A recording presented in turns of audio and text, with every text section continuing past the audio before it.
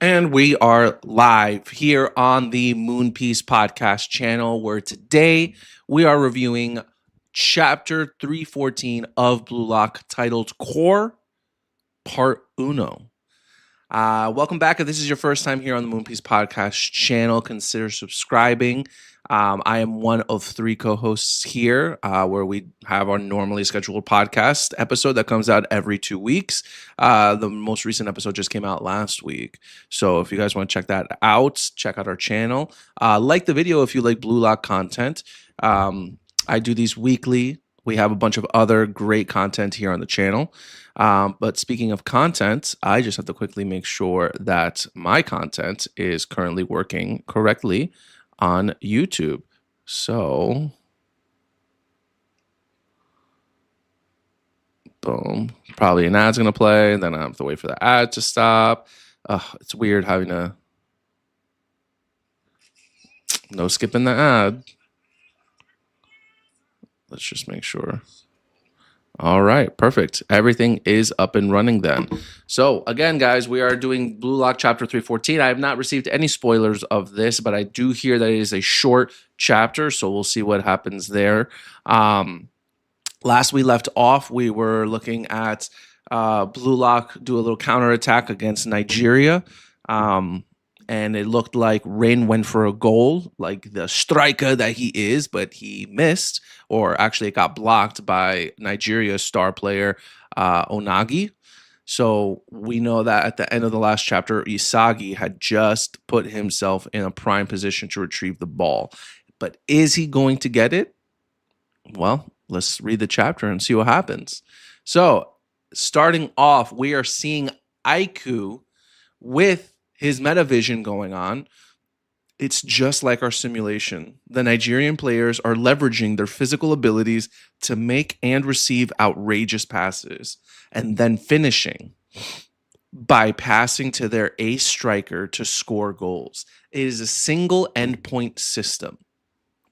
A single endpoint. So it's kind of like the Ubers, where they would just use their defense to always like get the ball back and give it to Borrow, because Borrow was their star striker, right? So I like that IQ over here. We're being shown again, this guy, he has metavision, he has what it takes to be the captain. He is the captain of Blue Lock. And I like that he's kind of like breaking down, what the Nigeria players are doing and what their capabilities are.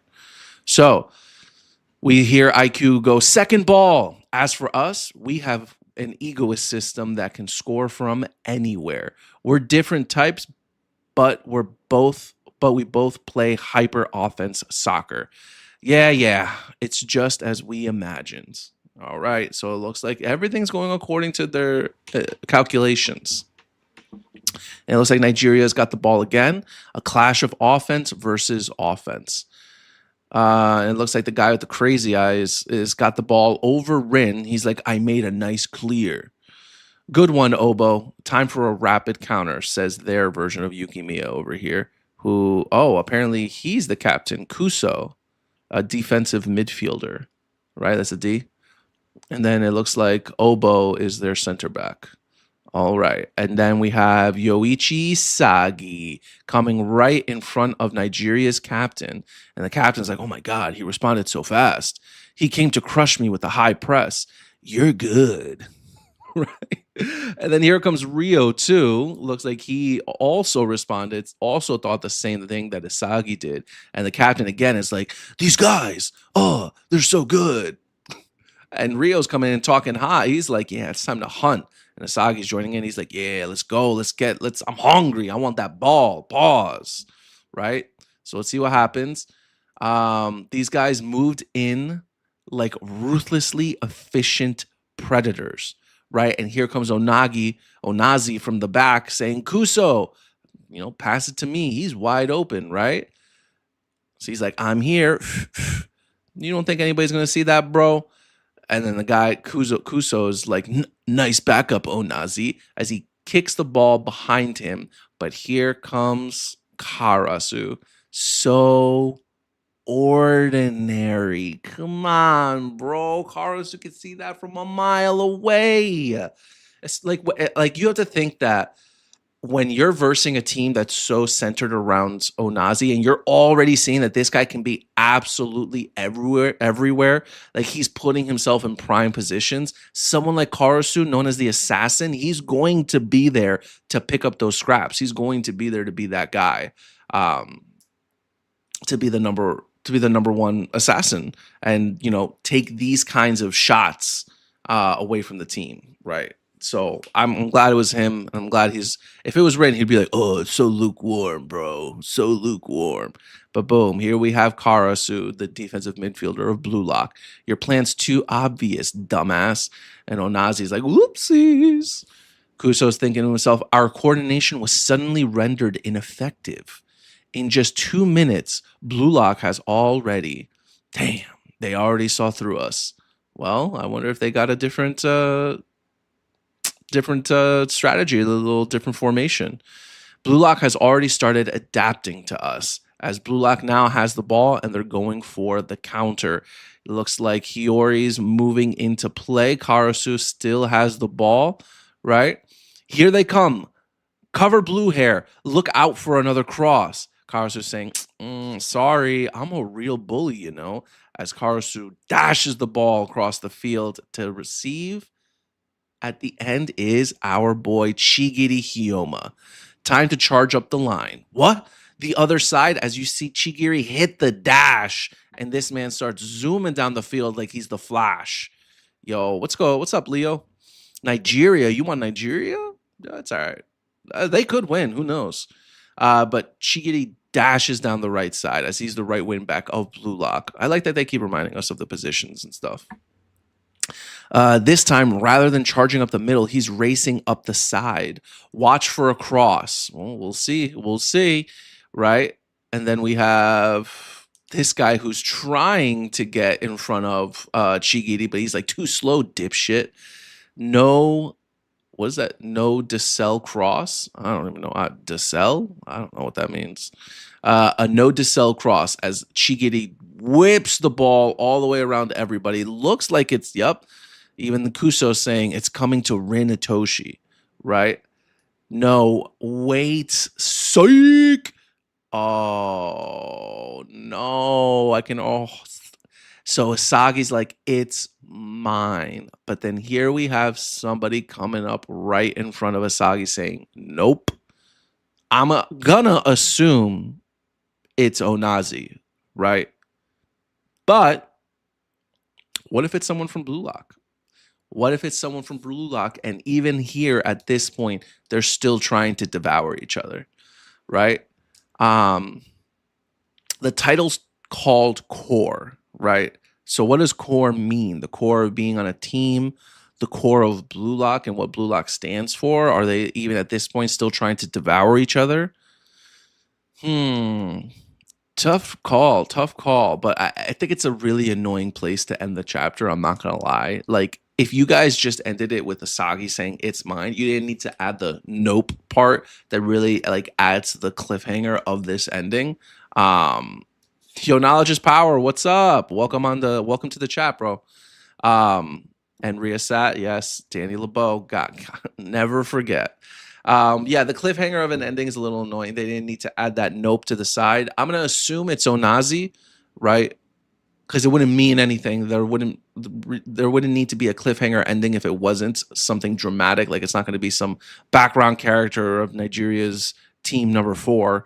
It's either Onazi or it's going to be somebody from Blue Lock. But if I'm looking at the shoes of everybody, it does look like all of the Blue Lockers have a dark colored shoe, and then everyone from the Nigeria team has a white colored shoe. So if that's the case, it is most likely going to be Onazi.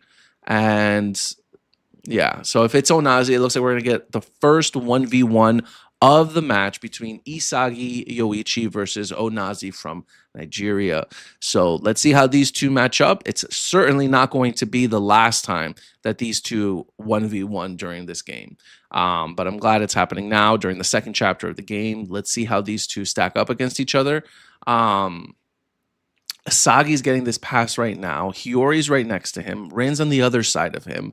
So Asagi has a couple of options here. He can go right for the goal, which I hope he does. Will Asagi score the first goal for Blue Lock this early?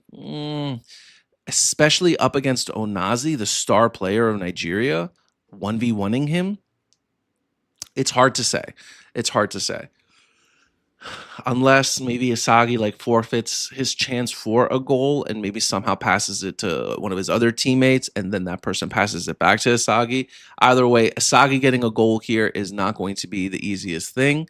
But this was a good chapter for, how many pages was this chapter? So we have 1, 2, 3, 4, 5, 6, 7, 8, 9, 10. 10 pages. Wow. We got a little more than half of a chapter. It is what it is. I mean, honestly, Blue Lock's the kind of series that hardly ever goes on break, so I'll take the 10 pages over a break then. Excuse me, guys. Yeah, it's not that bad. This is a good chapter. It's, we're still in the beginning stages of this game, so the tension isn't really built up yet. And again, since this is like an official match, it's not like they have to be like first one to get to 3 goals wins the match. First one to get to 5 goals wins the match, right?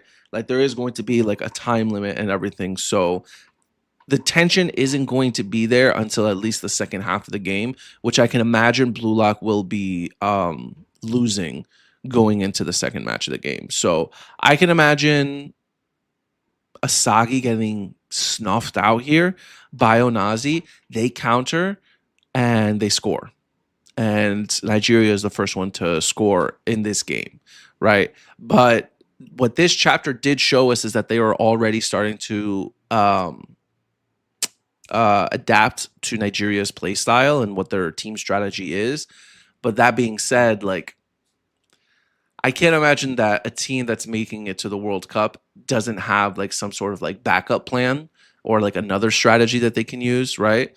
Like, there's going to be something else that happens here. I think that Blue Lockers are in for a ride here. Leo saying, have you seen the clubs each players got? The clubs that bid for each player. No, I don't think I have seen it. Are you talking about IRL or are you talking about Blue Lock? I don't remember like what the clubs like during the Neo Egoist League when people were getting offers and stuff. No, I definitely don't remember, man. It was a good chapter. I'll probably give it. What did I give last chapter? 6 out of 10, I think, because it was like slightly above average. I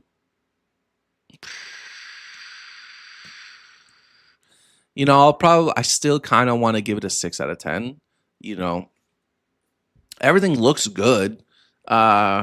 Honestly, my highlight of this chapter is probably the beginning where we're getting like that shot of IQ and him having metavision. I just think IQ's character design looks great. He looks like such a cool character that I'm low-key like fanboying over him.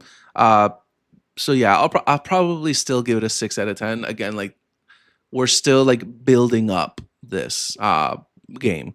Blue Lock Volume 35 leaks. It's been out for a while. Ooh, no, I have not seen it. I'm gonna have to check it out. I really don't spend that much time looking at spoilers and leaks and stuff, but if it's for a volume, let's see. Blue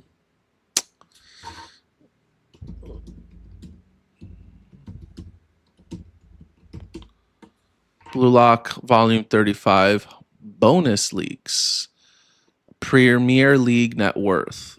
So Manshine City, Chigiri, Rio went to Arsenal. Hiyori went to Manchester United. Nagi, Brighton and Dove. Gagamaru, Chelsea. Rin, I don't know what that is. Bachira went for FC. Okay. I don't know what a lot of these clubs are. Wait, no, view the spoiler. Yeah, I don't know what a lot of these clubs are in real life, if I'm being honest. Yeah, I don't watch soccer in real life that much. Honestly, the only soccer that I do in chess is through Blue Lock, surprisingly. What if Onazi decides to man mark Isagi? Rin lost because he wanted to mark both Asagi and Kaiser, but if Onagi just marks Asagi, yeah, well, at that point, if Asagi is being rendered useless, that's the time and place where, like, could Asagi get subbed? Because if you throw Borrow into the mix, like, remember, we have two huge wild cards in Blue Lock, Borrow and Shido. You put those guys in the game, the other team will not know what to do, right? So if Asagi is being rendered useless, right? There we go. That's what you do. You sub them out, and no one can predict play styles like Borrow. I mean, listen, I need Borrow to come out onto the field. Hey, but what if he doesn't man mark Asagi? What if he man marks Rin? Right? Rin is honestly the bigger threat than Asagi. Asagi's still he's great, but he's not him. He is not. He is only Himsagi himself. So yeah, guys, today was a short chapter. Again, only 10 pages, not much to talk about here. So sorry for it being a little short, but as far as I know, there's no break next week. So we will be back again next week, Tuesday at 12:30, 12:45. Like the video if you liked the video. Let me know any other thoughts and comments you have. Really appreciate everybody who stopped by. Leo, you're a real one. Riasat, as always, sir. Knowledge is power. Thank you. I hope you guys have a great week. Stay safe out there. Sayonara.